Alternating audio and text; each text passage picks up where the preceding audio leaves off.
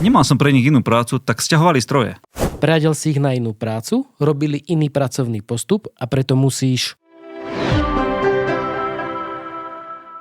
Celý január sme nemali prácu, tak sme sťahovali rozobratú linku a všetci moji operátori boli mesiac sťahovákmi.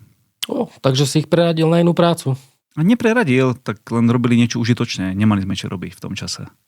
Takto netreba podceňovať ani takúto situáciu, lebo je potrebné ich aj pri takejto zmene práce oboznámiť s bezpečnými pracovnými postupmi.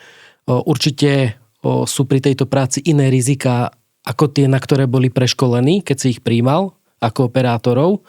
Je treba posúdiť aj vhodnosť ochranných pracovných prostriedkov, ak je potrebné ich použiť.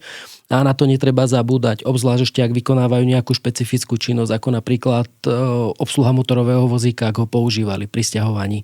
Takže naozaj je to súbor faktorov, ktoré netreba podceniť, aj keď len využívaš svojich operátorov napríklad na sťahovanie. To znamená, mal som ťa predtým informovať, že sa chystáme na takúto činnosť? Určite áno, a toto všetko si predtým ešte prehodnotiť, zhodnotiť a urobiť opatrenia tak, aby to prebehlo bezpečne. OK.